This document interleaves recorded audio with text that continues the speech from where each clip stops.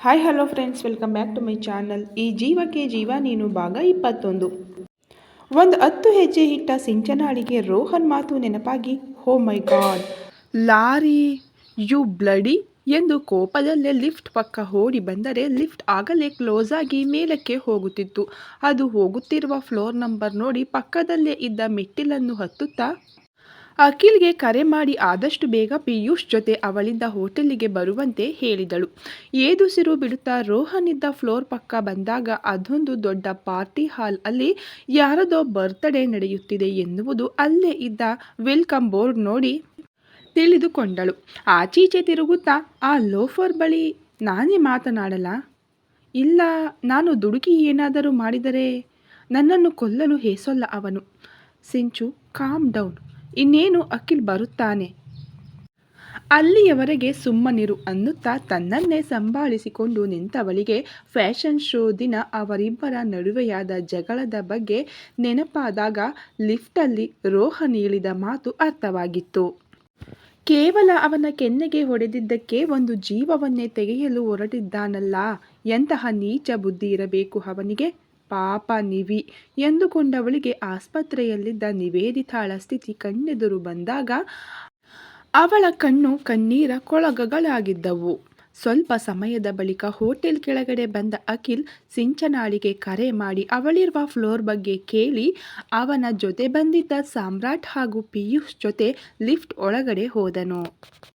ಅತ್ತಿತ್ತ ತಿರುಗಾಡುತ್ತಿದ್ದ ಸಿಂಚನ lift open ಆದ ಕೂಡಲೇ ಹೊರಬಂದ ಮೂವರನ್ನು ನೋಡಿ ಅವರತ್ತ ಓಡಿ ಬಂದು ದಾಟ್ ಹೀಡಿಯಟ್ ಅನ್ನುತ್ತಾ ಅಖಿಲ್ನನ್ನು ತಬ್ಬಿಕೊಂಡು ಜೋರಾಗಿ ಅತ್ತವಳನ್ನು ಸಮಾಧಾನಿಸಿದ ಅಖಿಲ್, ಸಿಂಚು, ಫೋನಲ್ಲಿಯೂ ರೋಹನ್ ಆಕ್ಸಿಡೆಂಟ್ ನಿವಿ ಅಂತೇನೇನೋ ಹೇಳಿ ಆದಷ್ಟು ಬೇಗ ಪಿಯೂಷ್ ಜೊತೆ ಇಲ್ಲಿಗೆ ಬಾ ಎಂದೆ.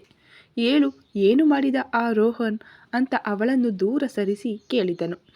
ಲಿಫ್ಟಲ್ಲಿ ರೋಹನ್ ಮಾತನಾಡಿದ್ದೆಲ್ಲ ಅವರಲ್ಲಿ ಹೇಳುತ್ತಾ ಕಣ್ಣೀರೊರೆಸಿಕೊಂಡವಳು ಅಂದು ಫ್ಯಾಷನ್ ಶೋ ದಿನ ಅವರಿಬ್ಬರ ನಡುವೆಯಾದ ಜಗಳಗಳನ್ನು ಹೇಳಿ, ನಾನವನ ಕೆನ್ನೆಗೆ ಹೊಡೆದಿದ್ದೆ, ಅದೇ ಸಿಟ್ಟಿಗೆ ಆ ರಾಸ್ಕಲ್ ನಾನು ಫ್ಯಾಷನ್ ಶೋಗೆ ಹೋಗಿದ್ದ ಕಾರನ್ನು ಮರುದಿನ ನಿವಿ ಆಫೀಸಿಗೆ ತೆಗೆದುಕೊಂಡು ಹೋಗಿದ್ದಳು. ಆ ಲೋಫರ್ ನಾನೇ ಆ ಕಾರಲ್ಲಿ ಇರುವುದೆಂದು ನಿವಿ ಇದ್ದ ಕಾರಿನ ಮೇಲೆ ಆಕ್ಸಿಡೆಂಟ್ ಮಾಡಿಸಿದ್ದಾನೆ ಕಣೋ. ಪಿಯೂಷ್, ನೀನು ಹೇಳುತ್ತಿದ್ದೆಯಲ್ಲ ಇದೆಲ್ಲ ಪ್ರೀ ಪ್ಲ್ಯಾನ್ಡ್ ಅಂತ. ಎಸ್, ಇದೆಲ್ಲ ಮಾಡಿಸಿದ್ದು ಅವನೇ ರಾಸ್ಕಲ್. ಪಾಪ ಕಣೋ ನಿವಿ, ನನ್ನಿಂದಾಗಿ ಅಂತ ಜೋರಾಗಿ ಅತ್ತವಳು ತಕ್ಷಣ ಹಾಲ್ ಕಡೆಗೆ ಕೈ ತೋರಿಸಿ ಅವನು ಅಲ್ಲಿದ್ದಾನೆ ಎಂದಳು. ಅವಳೆಲ್ಲ ಮಾತು ಕೇಳಿದ ಅಖಿಲ್ ಮತ್ತು ಸಾಮ್ರಾಟ್ ಕೋಪದಲ್ಲಿಯೇ ಹಾಲ್ ಒಳಗಡೆ ಹೋಗುವುದನ್ನು ತಡೆದ Piyush, please please calm down, ಅಲ್ಲಿ ಆಗುತ್ತಿರುವುದು ಐ ಪ್ರೊಫೈಲ್ ಬರ್ತ್ಡೇ ಪಾರ್ಟಿ ನೋಡಿ, ಎಂಟ್ರನ್ಸಲ್ಲೇ ಬಾಡಿಗಾರ್ಡ್ಸ್ ಇದ್ದಾರೆ, ಅವನ ಮೇಲೆ ಅರೆಸ್ಟ್ ವಾರೆಂಟ್ ಇಶ್ಯೂ ಮಾಡಲು ನನಗೆ ಸಾಕ್ಷಿ ಬೇಕು. ಸಿಂಚನ ಮಾತನ್ನು ಕೇಳಿಕೊಂಡು ಅವನನ್ನು ಅರೆಸ್ಟ್ ಮಾಡಲು ಸಾಧ್ಯವಿಲ್ಲ. ಅದಲ್ಲದೆ ಅವನ ಹಿಂದೆ ದೊಡ್ಡದಾದ ಕ್ರಿಮಿನಲ್ ಆ್ಯಂಡ್ ಪೊಲಿಟಿಕಲ್ ಬ್ಯಾಕ್ಗ್ರೌಂಡ್ ಇದೆ. So you guys please calm down ಅಂತ ಅವರಿಬ್ಬರನ್ನು ಅಲ್ಲಿಂದ ಪಕ್ಕಕ್ಕೆ ಕರೆದುಕೊಂಡು ಹೋದನು. ನಿಮಿಷಗಳ ಮೌನದ ಬಳಿಕ ಅಖಿಲ್ ಮುಂದೇನು ಎಂದು ಎಲ್ಲರತ್ತ ನೋಡಿದಾಗ ಸಾಮ್ರಾಟ್ ಸಿಂಚನಾಳ ಬಳಿ, ಸಿಂಚು, ಹೇಗಾದರೂ ಮಾಡಿ ರೋಹನ್ನನ್ನು ಹೊರಗಡೆ ಕರೆದುಕೊಂಡು ಬಾ, ನಿನ್ನ ಸೇಫ್ಟಿಗಾಗಿ ಅಖಿಲ್ ನಿನ್ನೊಂದಿಗೆ ಇರುತ್ತಾನೆ, ನೆನಪಿಡು ಅವನೊಬ್ಬನೇ ಹೊರಗಡೆ ಬರಬೇಕು ಎಂದು ಅಲ್ಲಿದ್ದವರಲ್ಲಿ ಅವನ ಪ್ಲಾನ್ ಬಗ್ಗೆ ಹೇಳಿ ಸಿಂಚನಾಳಿಗೆ ಧೈರ್ಯ ತುಂಬಿ ಅಖಿಲ್ ಜೊತೆ ಅವಳನ್ನು ಪಾರ್ಟಿಯಾಗುತ್ತಿದ್ದ ಹಾಲ್ ಒಳಗಡೆ ಕಳುಹಿಸಿದನು. ಒಳಗಡೆ ಬಂದ ಸಿಂಚನ ರೋಹನಿಗಾಗಿ ಸುತ್ತಲೂ ಕಣ್ಣು ಹಾಯಿಸಿದಾಗ ದೂರದಲ್ಲಿ ಕುಡಿಯುತ್ತಾ 10 ಹುಡುಗಿಯರ ಮಧ್ಯದಲ್ಲಿ ಇದ್ದವನನ್ನು ನೋಡಿ ಅವಳಿಂದ ಅಂತರ ಕಾಯ್ದುಕೊಂಡಿದ್ದ ಅಖಿಲಿಗೆ ಕಣ್ಸನ್ನೆಯಲ್ಲೇ ಅಲ್ಲಿಯೇ ನಿಲ್ಲುವಂತೆ ಹೇಳಿ ರೋಹನ್ ಇದ್ದತ್ತ ನಡೆದಳು. ಕುಣಿಯುತ್ತಿರುವವನ ಎದುರು ಮೇ ಐ ಎಂದು ಕೈ ಚಾಚಿದಾಗ ಅವಳನ್ನು ಒಮ್ಮೆ ಮಾದಕವಾಗಿ ನೋಡಿ ಜೋರಾಗಿ ನಕ್ಕು, ನನಗೆ ಆನೆ ಮರಿಗಳ ಜೊತೆ ಡ್ಯಾನ್ಸ್ ಮಾಡಿ ಅಭ್ಯಾಸವಿಲ್ಲ, ಸಾರಿ ಆನೆ ಮರಿ ಅಂತ ವ್ಯಂಗ್ಯವಾಗಿ ನಕ್ಕು ಹೇಳಿದಾಗ ಅವನ ಜೊತೆಗಾರರು ನಕ್ಕರು. ಎಲ್ಲರೆದುರು ಅವಮಾನವಾದರೂ ಅದನ್ನು ನಿರ್ಲಕ್ಷಿಸಿ ಆ ದಿನ ಕೊಟ್ಟ ಏಟಿನಿಂದ ಹೆದರಿ ಹೀಗೆ ಹೇಳುತ್ತಿದ್ದೀಯಾ, ಹೇಗೆ ಮಿಸ್ಟರ್ ರೋಹನ್ ಅಂತ ನಗುತ್ತಾ ಹೇಳಿದವಳ ತೀರ ಸನಿಹ ಬಂದವನು ಕೋಪದಲ್ಲಿ ಅವಳ ನಡುವನ್ನು ಬಳಸಿದಾಗ ತಮ್ಮ ಹತ್ತಿರ ಬರುತ್ತಿರುವ ಅಖಿಲನನ್ನು ಬರಬೇಡವೆಂದು ಸಿಂಚನ ಕಣ್ಸನ್ನೆಯಲ್ಲೇ ತಡೆದಳು. ನೀನು ಬಂದಿರುವುದು ನನ್ನ ಪಾರ್ಟಿಗೆ, ಅದೂ ಒಬ್ಬಳೇ. ಜೀವಂತವಾಗಿ ಮನೆಗೆ ಹೋಗಬೇಕೆಂಬ ಆಸೆ ಇದ್ದರೆ ಸುಮ್ಮನೆ ಈಗಲೇ ಹೋಗು, ಇಲ್ಲವೆಂದರೆ ಎಂದವನ ತುಟಿಯ ಮೇಲೆ ಕೈ ಬೆರಳಿಟ್ಟಾಗ ಅವನಿಗೂ ಅವಳ ನಡೆ ನೋಡಿ ಆಶ್ಚರ್ಯವಾಗಿತ್ತು. ತನ್ನನ್ನೇ ಕಣ್ಣಗಲಿಸಿಕೊಂಡು ನೋಡುತ್ತಿರುವವನನ್ನು ನೋಡಿ ನಸುನಕ್ಕವಳು ಅವನ ಕೆನ್ನೆಯ ಮೇಲೆ ಬೆರಳನ್ನಾಡಿಸಿ ಅವನ ಕಿವಿಯ ಪಕ್ಕ ಸರಿದು ಫಾಲೋ ಮೀ ಎನ್ನುತ್ತಾ ಅವನನ್ನು ಎಳೆದುಕೊಂಡು ಅಲ್ಲಿಂದ ಹೊರಗಡೆ ನಡೆದಳು. ಬಿಡುವು ಸಿಕ್ಕರೆ ಹೆಣ್ಣು ಹೆಂಡದೊಳಗಡೆ ಮುಳುಗುತ್ತಿದ್ದ ರೋಹನ್ ಹಾಗೂ ಅವನ ಗೆಳೆಯರಿಗೆ ಇದೇನು ಹೊಸತಲ್ಲ. ಅವನು ಅಕ್ಕಿ ತಾನಾಗಿಯೇ ಬಲೆಗೆ ಬಂದು ಬಿದ್ದಿದೆ ಎಂದು ಬೀಗುತ್ತಾ ಸಿಂಚನಾಳನ್ನು ಹಿಂಬಾಲಿಸಿದರೆ ಗೆಳೆಯರು ಅವನಿಗೆ ಚಿಯರ್ ಮಾಡುತ್ತಿದ್ದರು. ಸಿಂಚನ ಪಕ್ಕದಲ್ಲೇ ಇದ್ದ ರೂಮಿನೊಳಗಡೆ ಹೋದಾಗ ಮಂಚದ ಮೇಲೆ ಹಾರಿ ಕುಳಿತ ರೋಹನ್ ಅವಳನ್ನು ನೋಡಿ ಮೋಹಕವಾಗಿ ನಗುತ್ತಿದ್ದನು. ಅವಳನ್ನು ತನ್ನ ಮೇಲೆ ಎಳೆದುಕೊಳ್ಳಬೇಕೆಂದು ಅವಳತ್ತ ಕೈ ಚಾಚಿದ ಕೂಡಲೇ ಆ ಕೋಣೆಯ ಲೈಟ್ ಆಫ್ ಆಗಿ ಕತ್ತಲಾಯಿತು. ತಕ್ಷಣ ಎದ್ದ ರೋಹನ್ ವಾಟ್ ಹ್ಯಾಪನ್ಸ್ ಎನ್ನುತ್ತಾ ಬ್ಲೇಸರ್ ಒಳಗಿದ್ದ ಮೊಬೈಲ್ ತೆಗೆಯುವುದರೊಳಗಡೆ ಆ ರೂಮಿನೊಳಗಡೆ ಅವಿತುಕೊಂಡಿದ್ದ ಅಖಿಲ್ ಮತ್ತು ಸಾಮ್ರಾಟ್ ಅವನಿಗೆ ಹಿಗ್ಗ ಮುಗ್ಗ ಬಾರಿಸಿದರು. ನೋವಲ್ಲಿ ಕಿರುಚುತ್ತಿದ್ದ ರೋಹನ್ ಧ್ವನಿ ಒಮ್ಮೆಲೆ ನಿಂತಾಗ ಅಲ್ಲೇ ಇದ್ದ ಪಿಯೂಷ್ ಅಖಿಲ್ ಮತ್ತು ಸಾಮ್ರಾಟ್ನನ್ನು ಅಲ್ಲಿಂದ ಎಳೆದುಕೊಂಡು ಹೊರಗಡೆ ಹೋದನು. ನಿಮಿಷಗಳ ಬಳಿಕ ಎಚ್ಚರಗೊಂಡ ರೋಹನಿಗೆ ಬಿದ್ದ ಏಟುಗಳ ಪ್ರಭಾವದಿಂದ ಪಾರ್ಟಿಯಲ್ಲಿ ಕುಡಿದಿದ್ದ ಅಲ್ಪ ಸ್ವಲ್ಪ ಮದ್ಯದ ನಶೆ ಪೂರ್ತಿಯಾಗಿ ಇಳಿದಿತ್ತು. ಎದ್ದೇಳಲು ಪ್ರಯತ್ನಿಸಿದಾಗ ಮೈ ಕೈಯಲ್ಲಿನ ಅಗಾಧ ನೋವಿಗೆ ಮುಖ ಕಿವುಚಿ ಕಷ್ಟಪಟ್ಟು ಎದ್ದು ಕುಳಿತನು. ಒಂದೆರಡು ನಿಮಿಷ ಸಾವರಿಸಿಕೊಂಡು ರೂಮಿನ ಲೈಟ್ ಹಾಕಿದ್ದವನಿಗೆ ತಾನಿಲ್ಲಿ ಸಿಂಚನ ಜೊತೆ ಬಂದಿರುವುದರ ನೆನಪಾದಾಗ ಅವಳಿಗಾಗಿ ಸುತ್ತಲೂ ನೋಡಿ ದಟ್ ಬೀಚ್, ಅವಳೇ ಇದನ್ನ ಮಾಡಿರುವುದು, ನಿನ್ನನ್ನು ಮಾತ್ರ ಸುಮ್ಮನೆ ಬಿಡಲಾರೆ ಎಂದು ಮಂಚದ ಆ ಕಡೆಯಲ್ಲಿರುವ ಕನ್ನಡಿಯಲ್ಲಿ ತನ್ನ ಮುಖ ಕಾಣಿಸಿದಾಗ ತಕ್ಷಣ ನೋವಲ್ಲೇ ಕುಂಟುತ್ತಾ ಕನ್ನಡಿಯತ್ತ ನಡೆದವನ ಕಾಲಿಗೆ ಏನೋ ತಾಗಿ ಮುಗ್ಗರಿಸಿದವನಿಗೆ ನೆಲದಲ್ಲಿರುವ ಸಿಂಚನನನ್ನು ನೋಡಿ ಆಶ್ಚರ್ಯವಾಗಿತ್ತು. ಅವಳ ಪಕ್ಕ ಹೋದವನು ಲೇ ಆನೆಮರಿ ಅನ್ನುತ್ತಾ ಅವಳನ್ನು ಕಾಲಿನಿಂದ ಅತ್ತಿತ್ತ ತಳ್ಳಿದಾಗ ಅವಳ ಪಕ್ಕದಲ್ಲಿದ್ದ ಕ್ಲೋರೋಫಾರ್ಮ್ ಬಾಟಲಿ ಹಾಗೂ ಅವಳನ್ನು ಮೂರ್ಛೆಗೊಳಿಸಲು ಉಪಯೋಗಿಸಿದ ಟವಲ್ ಎರಡನ್ನೂ ನೋಡಿ ಓ ಇದೆಲ್ಲ ಇವಳು ಮಾಡಿದ್ದಲ್ಲವಾ ಅಂದ್ಕೊಂಡು ಕನ್ನಡಿಯಲ್ಲಿ ಅರಿದ ಬಟ್ಟೆ ವಿಕಾರವಾದ ತನ್ನ ಮುಖ ಹಾಗೂ ತುಟಿ ಸೀಳಿ ಹರಿಯುತ್ತಿರುವ ರಕ್ತವನ್ನು ನೋಡಿ who the hell did this ಎಂದು ಮೊಬೈಲಿಗಾಗಿ ಅತ್ತಿತ್ತ ತಡಕಾಡಿ ಅಲ್ಲೇ ಹರಿದು ಬಿದ್ದಿದ್ದ ಬ್ಲೇಸರ್ ಒಳಗಿದ್ದ ಮೊಬೈಲ್ ತೆಗೆದು ಗೆಳೆಯರಿಗೆ ಕರೆ ಮಾಡಿ ವಿಷಯ ತಿಳಿಸಿದನು. ನಿಮಿಷದಲ್ಲೇ ಅವನಿದ್ದಲ್ಲಿಗೆ ಬಂದ ಗೆಳೆಯರು ಅವನ ಸ್ಥಿತಿ ನೋಡಿ ಗಾಬರಿಯಲ್ಲಿ ಏನಾಯಿತೆಂದು ಕೇಳಿದಾಗ ಕಾರ್ ಆಕ್ಸಿಡೆಂಟ್ ಎಂದವನ ಮಾತಿಗೆ ಎಲ್ಲರೂ ಗೊಂದಲದಿಂದ ಅವನತ್ತ ನೋಡಿದರು. ಮತ್ತೇನೋ ಯಾರೋ ಲೋಫರ್ಸ್ ಧೈರ್ಯ ಇಲ್ಲದವರು ನನ್ನ ರೂಮಿಗೆ ನುಗ್ಗಿ ಲೈಟ್ ಹಾರಿಸಿ ಇವಳನ್ನು ಮೂರ್ಛೆಗೊಳಿಸಿ ಕತ್ತಲೆಯಲ್ಲಿ ನನಗೆ ಸರಿಯಾಗಿ ಹೊಡೆದಿದ್ದಾರೆ ಅಂತ ಹೇಳಿದರೆ ಡ್ಯಾಡ್ ಚಪ್ಪಲಿಯಲ್ಲಿ ಬಾರಿಸುತ್ತಾರೆ ಅಷ್ಟೇ ಅಂತ ಕಷ್ಟಪಟ್ಟು ಹೇಳಿದವನು ಬಾಯಿಯ ಮೂಲಕ ಹೊರಬಂದ ರಕ್ತವನ್ನು ಅಲ್ಲೇ ಹುಗಿದು ಟೇಕ್ ಮೀ ಟು ಹಾಸ್ಪಿಟಲ್, ನೆನಪಿರಲಿ ಯಾರು ಕೇಳಿದರೂ ಆಕ್ಸಿಡೆಂಟ್ ಅಂತ ಹೇಳಿ ಎಂದವನನ್ನು ಗೆಳೆಯರು ಅಲ್ಲಿಂದ ಕರೆದುಕೊಂಡು ಹೊರಟರು. ಅವನು ರೂಮಿನಿಂದ ಹೋಗಿ ನಿಮಿಷಗಳಾದ ಬಳಿಕ ಕಣ್ಬಿಟ್ಟ ಸಿಂಚನ ಮಂಚದ ಕೆಳಗಡೆ ಇಟ್ಟಿದ್ದ ಮೊಬೈಲನ್ನು ತೆಗೆದು ಪ್ಲ್ಯಾನ್ ಸಕ್ಸಸ್ ಎಂದು ಅಖಿಲ್ ಹಾಗೂ ಸಾಮ್ರಾಟ್ಗೆ ಮೆಸೇಜ್ ಮಾಡಿ ಎದ್ದು ಕನ್ನಡಿ ನೋಡಿ ತನ್ನ ಬಟ್ಟೆಯನ್ನು ಸರಿ ಮಾಡಿಕೊಂಡು ಆ ರೂಮಿನಿಂದ ಹೊರಬಂದಳು.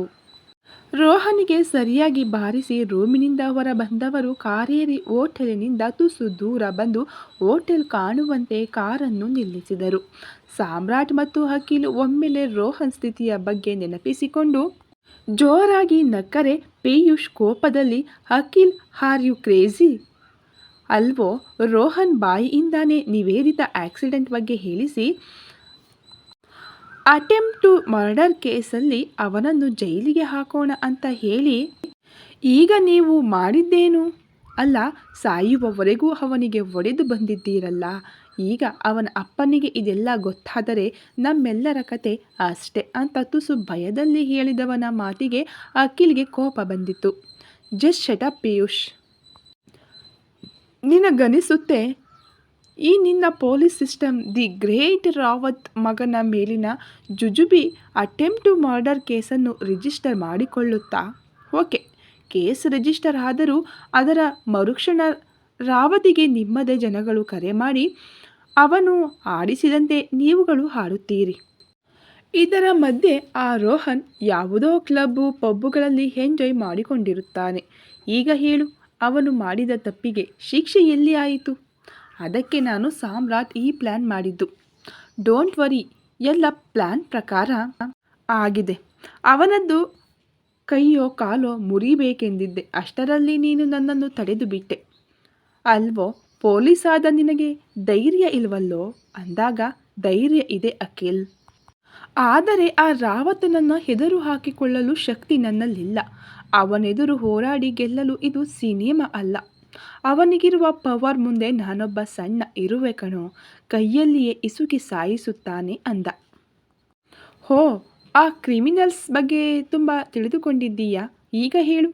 ಒಂದು ವೇಳೆ ನಾವು ಅವನ ಮಗನ ಮೇಲೆ ಕಂಪ್ಲೇಂಟ್ ಕೊಟ್ಟು ನಾಳೆ ಪೂರ್ತಿ ಭಾರದ್ವಾಜ್ ಫ್ಯಾಮಿಲಿ ಅವನ ಕೆಂಗಣ್ಣಿಗೆ ಗುರಿಯಾಗಬೇಕಾ ಎಂದ ಅಖಿಲ್ ಮಾತಿಗೆ ಪಿಯೂಷ್ ಮೌನವಾಗಿದ್ದನು. ನಾವು ಜಸ್ಟ್ ಬಿಸ್ನೆಸ್ ರೈವಲ್ಸ್ ಅಷ್ಟೇ. ಅದನ್ನು ಮೀರಿದ ಶತ್ರುತ್ವ ಅವನ ಜೊತೆಗೆ ಬೇಡವೆಂದೇ ಈ ರೀತಿಯಲ್ಲಿ ಪ್ಲ್ಯಾನ್ ಮಾಡಿ ರೋಹನ್ನಿಗೆ 4 ತದುಕಿದ್ದು. ಡೋಂಟ್ ವರಿ, ಆ ಹೋಟೆಲ್ ಸಚಿನ್ ಅಪ್ಪನ ಗೆಳೆಯನದು. ಹಾಗಾಗಿ ರೋಹನ್ ಈ ಘಟನೆಯ ಬಗ್ಗೆ ಏನಾದರೂ ವಿಚಾರಿಸಿದರೆ ಸಚಿನ್ ತಾನು ಹ್ಯಾಂಡಲ್ ಮಾಡುತ್ತೇನೆ ಎಂದು ಹೇಳಿದ್ದಾನೆ ಎಂದು ಅಖಿಲ್ ಮತ್ತು ಸಾಮ್ರಾಟ್ ಪ್ಲ್ಯಾನ್ ಮಾಡಿದ ಎಲ್ಲ ವಿಷಯವನ್ನು ಪಿಯೂಷ್ ಬಳಿ ಹೇಳುತ್ತಾ, ಪಿಯೂಷ್ ನೋಡಲ್ಲಿ, ಐ ಥಿಂಕ್ ಆ ಕಾರು ರೋಹನ್ನದು ಎನ್ನುವಾಗ ಅವನ ಮೊಬೈಲಿಗೆ ಸಿಂಚನ ಮೆಸೇಜ್ ಬಂದಿತ್ತು. ಪಕ್ಕದಲ್ಲಿದ್ದ ಸಾಮ್ರಾಟ್ಗೆ ಐ5 ಕೊಟ್ಟ ಅಖಿಲ್, ಪ್ಲ್ಯಾನ್ ಸಕ್ಸಸ್ ಬ್ರೋ ಎಂದನು. ಸ್ವಲ್ಪದರಲ್ಲಿ ಸಿಂಚನ ಕಾರು ಅವರೆದುರು ಬಂದು ನಿಂತಾಗ ಅಖಿಲ್ ತಂಗಿಯನ್ನು ತಬ್ಬಿಕೊಂಡು, ಡುಮ್ಮಿ, ನಿನ್ನ ಧೈರ್ಯಕ್ಕೆ ಮೆಚ್ಚಿದ ಕಣೆ ಎಂದನು.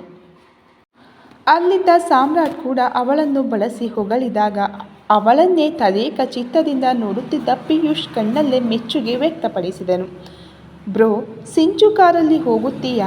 ನಾನು ಪಿಯೂಷ್ ನಮ್ಮ ಗೆಳೆಯರನ್ನು ಭೇಟಿಯಾಗಿ ಬರುತ್ತೇವೆ ಎಂದವನ ಮಾತಿಗೆ ಒಪ್ಪಿದ ಸಾಮ್ರಾಟ್ ಸಿಂಚನ ಕೈಯಿಂದ ಕಾರಿನ ಕೀ ಪಡೆದು ಕಾರನ್ನು ಮನೆಯತ್ತ ಚಲಾಯಿಸಿದನು. ದಾರಿ ಮಧ್ಯೆ ಸಿಂಚು, ಆರ್ ಯು ಓಕೆ? ಆ ಈಡಿಯಟ್ ನಿನ್ನ ಜೊತೆಗೇನು ಮಿಸ್ಬಿಹೇವ್ ಮಾಡಿಲ್ಲ ತಾನೇ ಎಂದು ಕಾಳಜಿಯಿಂದ ಸಾಮ್ರಾಟ್ ಕೇಳಿ ನಿಮಿಷಗಳಾದರೂ ಸಿಂಚನ ರಸ್ತೆಯತ್ತ ದೃಷ್ಟಿ ನೆಟ್ಟು ಅವಳ ಯೋಚನೆಗಳಲ್ಲೇ ಮುಳುಗಿದ್ದಳು. ಅವಳ ಹೆಗಲ ಮೇಲೆ ಕೈಯಿಟ್ಟಾಗ ವಾಸ್ತವಕ್ಕೆ ಬಂದ ಸಿಂಚನ ಏನು ಎನ್ನುವಂತೆ ಸಾಮ್ರಾಟ್ನತ್ತ ನೋಡಿದಳು. ಪುನಃ ಅದೇ ಪ್ರಶ್ನೆಯನ್ನು ಕೇಳಿದಾಗ ನಸುನಕ್ಕು, ಮಿಸ್ಬಿಹೇವ್ ಮಾಡಲು ನೀವು ಅವನಿಗೆ ಟೈಮ್ ಕೊಟ್ಟರೆ ತಾನೇ ನನ್ನ ಕೈ ಹಿಡಿಯುವ ಮೊದಲೇ ಅವನಿಗೆ ಬಾಧಿಸಲು ಶುರು ಮಾಡಿದ್ದೀರಿ ಎಂದು ಜೋರಾಗಿ ನಕ್ಕಳು. ಅವಳ ನಗುವಿಗೆ ಜೊತೆಯಾದ ಸಾಮ್ರಾಟ್ ಈ ವಿಷಯ ಮನೆಯಲ್ಲಿ ಯಾರ ಜೊತೆಗೂ, ಮುಖ್ಯವಾಗಿ ನಿವೇದಿತಾ ಬಳಿಯಂತೂ ಹೇಳಲೇಬಾರದು ಎನ್ನುವುದನ್ನು ಸಿಂಚನಾಳಿಗೆ ಹೇಳಿದನು. ಪಿಯೂಷ್ ಜೊತೆ ಬಂದ ಅಖಿಲ್ ತನಗಾಗಿ ಮಾಲ್ನಲ್ಲಿ ಕಾಯುತ್ತಿರುವ ಸಚಿನ್ ಹಾಗೂ ಚಾರ್ಲಿಯ ಪಕ್ಕ ಬಂದಾಗ ಅವರಿಬ್ಬರೂ ಪಿಯೂಷ್ನನ್ನು ನೋಡಿ ಅವನನ್ನು ಗಟ್ಟಿಯಾಗಿ ತಬ್ಬಿಕೊಂಡರು. ಚಾರ್ಲಿ ಅವನಿಂದ ದೂರ ಸರಿದು, ಎಲ್ಲಿ ಹಾಳಾಗಿ ಹೋಗಿದೆಯೋ? 3 ಈಡಿಯಟ್ಸಲ್ಲಿ ಗ್ರ್ಯಾಜುಯೇಷನ್ ಮುಗಿದ ಮೇಲೆ ಅಮೀರ್ ಖಾನ್ ಕಾಣೆಯಾಗುವಂತೆ ನೀನು ಕೂಡ ಹೇಳದೆ ಕೇಳದೆ ಮಾಯವಾಗಿಬಿಟ್ಟೆ. ಜೊತೆಗೆ ಮನೆ ಕೂಡ ಖಾಲಿ ಮಾಡಿ ಆಂಟಿಯನ್ನು ಕರೆದುಕೊಂಡು ಎಲ್ಲಿಗೆ ಹೋಗಿದ್ದೆ ಅಂತ ಅವನ ಹೊಟ್ಟೆಗೆ ಗುದ್ದಿದನು. ನೋವಿಗೆ ಮುಖ ಕಿವುಚಿದ ಪಿಯೂಷ್, ಪೊಲೀಸ್ ಕಣೋ, ಸ್ವಲ್ಪನಾದರೂ ಮರ್ಯಾದೆ ಕೊಡಿ ಎಂದವನ ಮುಖ ನೋಡಿ ಮೂವರಿಗೂ ನಗು ಬಂದಿತ್ತು. ಅಲ್ಲಿರುವ ಜನರನ್ನು ನೋಡಿ ಸಚಿನ್ ಎಲ್ಲರನ್ನೂ ಮಾಲಿನ ರೂಫ್ ಟಾಪ್ ಮೇಲೆ ಕರೆದುಕೊಂಡು ಹೋದನು. 4 ವರ್ಷಗಳ ಬಳಿಕ ಸಿಕ್ಕ ಗೆಳೆಯರ ಬಗ್ಗೆ ವಿಚಾರಿಸುತ್ತಿದ್ದವನಲ್ಲಿ, ಲೋ, ನಮ್ಮ ಬಗ್ಗೆ ಆಮೇಲೆ ಕೇಳುವಂತೆ ಮೊದಲು ನಿನ್ನ ಬಗ್ಗೆ ಹೇಳು, ಎಲ್ಲಿದ್ದೆ ಇಷ್ಟು ವರ್ಷ ಎಂದ ಸಚಿನ್ ಮಾತಿಗೆ ನಿಮಿಷಗಳ ಮೌನದ ಬಳಿಕ, ಗ್ರ್ಯಾಜುಯೇಷನ್ ಮುಗಿದ ದಿನ ಖುಷಿಯಿಂದಲೇ ಮನೆಗೆ ಹೋಗಿದ್ದೆ. ಆದರೆ ನಾವು ಬಾಡಿಗೆಗೆ ಇದ್ದ ಮನೆಯ ಮಾಲೀಕ ಮನೆಯ ಪೂರ್ತಿ ಸಾಮಾನನ್ನು ಹೊರಗಡೆ ಬಿಸಾಕಿ ಅಮ್ಮನನ್ನು ನಡು ರಸ್ತೆಯಲ್ಲಿ ಕೂರಿಸಿ ಹೋಗಿದ್ದ. ಮನೆಯಲ್ಲಿ ಮಾತನಾಡುವ ಗಂಡಸು ಯಾರಿಲ್ಲವೆಂದು ವಿನಾಕಾರಣ ತಿಂಗಳ ಬಾಡಿಗೆಯಲ್ಲಿ 500,000 ಏರಿಸುವ ಮಾಲೀಕನ ವರ್ತನೆಗೆ ಅಮ್ಮ ರೋಸಿ ಹೋಗಿ ಅವನಿಗೆ 3-4 ತಿಂಗಳ ಬಾಡಿಗೆ ಕೊಟ್ಟಿರಲಿಲ್ಲವಂತೆ. ನಡು ರಸ್ತೆಯಲ್ಲಿ ಅಮ್ಮ ಇದನ್ನೆಲ್ಲ ಅಳುತ್ತಾ ಹೇಳಿದಾಗ ಒಮ್ಮೆ ಈ ಊರೇ ಬೇಡ ಅನ್ನಿಸಿತು. ಅಮ್ಮನಲ್ಲಿಯೂ ಅದನ್ನೇ ಹೇಳಿ ಮುಂಬೈಯಲ್ಲಿರುವ ಅಮ್ಮನ ಅಕ್ಕನ ಮನೆಗೆ ಹೋದೆವು. ದೊಡ್ಡಪ್ಪ ಸ್ವಲ್ಪ ಸ್ವಾರ್ಥಿ. ಅಮ್ಮ ಮತ್ತು ನಾನು ಅವರಿಗೆ ಭಾರವಾಗಬಾರದೆಂದು ಅಮ್ಮನ ಆಸೆಯಂತೆ ನಾನು ಪೊಲೀಸ್ ಪರೀಕ್ಷೆಯಲ್ಲಿ ಪಾಸಾಗಿ ಮುಂಬೈಯಲ್ಲೇ ಪೊಲೀಸ್ ಟ್ರೈನಿಂಗಿಗೆ ಸೇರಿದೆ. ನಿಮ್ಮನ್ನೆಲ್ಲ ತುಂಬ ನೆನಪಾಗುತ್ತಿತ್ತು. ಆದರೆ ನಾನಿದ್ದ ಸ್ಥಿತಿ ಅಮ್ಮನನ್ನು ಚೆನ್ನಾಗಿ ನೋಡಿಕೊಳ್ಳಬೇಕೆಂಬ ಜವಾಬ್ದಾರಿಯ ಮುಂದೆ ನಾನೇ ಸ್ವಲ್ಪ ಸ್ವಾರ್ಥಿಯಾಗಿ ಬಿಟ್ಟೆ. ಐ ಆಮ್ ಸಾರಿ ಎಂದು ಬೇಸರದಲ್ಲಿ ಹೇಳಿದ ಪಿಯೂಷ್ನನ್ನು ಮೂವರು ಗೆಳೆಯರು ಒಟ್ಟಿಗೆ ಗಟ್ಟಿಯಾಗಿ ತಬ್ಬಿಕೊಂಡರು. ಇಟ್ಸ್ ಓಕೆ ಪಿಯೂಷ್, ಆದರೆ ಇಲ್ಲಿಗೆ ಬಂದ ಮೇಲೆಯಾದರೂ ನೀನು ನಮ್ಮನ್ನು ಭೇಟಿಯಾಗಬಹುದಿತ್ತಲ್ಲ ಎಂದು ಚಾರ್ಲಿ ಅವನಿಂದ ದೂರ ಸರಿದು ಕೇಳಿದನು. ನನಗಿಲ್ಲಿ ಟ್ರಾನ್ಸ್ಫರ್ ಆಗಿ 2 ದಿನವಾಗಿತ್ತಷ್ಟೇ. ನಿಧಾನವಾಗಿ ನಿಮ್ಮೆಲ್ಲರನ್ನು ಭೇಟಿಯಾಗಬೇಕೆಂದು ಎಣಿಸಿದ್ದೆ. ಅಷ್ಟರಲ್ಲೇ ನಿವೇದಿತ ಆಕ್ಸಿಡೆಂಟ್ ಮೂಲಕ ಸಿಂಚು ಸಿಕ್ಕಿದಳು. ಆಮೇಲೆ ನೀವೆಲ್ಲರೂ ಸಿಕ್ಕಿದ್ದೀರಿ ಎಂದ ಪಿಯೂಷ್ ಮಾತಿಗೆ ನಸುನಕ್ಕ ಸಚಿನ್ ಮತ್ತು ಚಾರ್ಲಿ ಅವನ ಫೋನ್ ನಂಬರ್ ಕೇಳಿ ಪಡೆದರು. ನಂತರ ಗೆಳೆಯರ ನಡುವೆ ವರ್ಷಗಳ ಮಾತು ಹರಟೆ ಸಾಗುತ್ತಿತ್ತು. ಮಾತಿನ ನಡುವೆ ಅಖಿಲ್ಗೆ ಮನೆಯಿಂದ ಕರೆ ಬಂದಾಗ ಚಾರ್ಲಿ ಪಿಯೂಷ್ ಕ್ವಾರ್ಟರ್ಸ್ ಇಲ್ಲೇ ಹತ್ತಿರದಲ್ಲಿ ಇರುವುದರಿಂದ ತಾವು ಡ್ರಾಪ್ ಮಾಡುವುದಾಗಿ ಹೇಳಿ ಅವನನ್ನು ಅಲ್ಲಿಂದ ಕಳುಹಿಸಿದರು.